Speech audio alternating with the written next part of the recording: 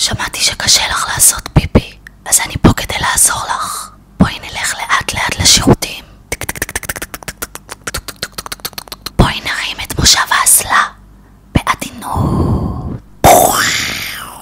בואי נשב על האסלה.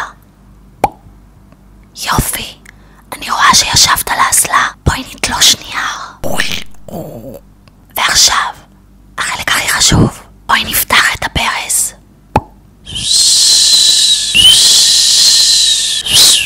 וננסה בעדינות לעשות פיפי. נו, הצלחת להטיל את מימייך או עוד לא?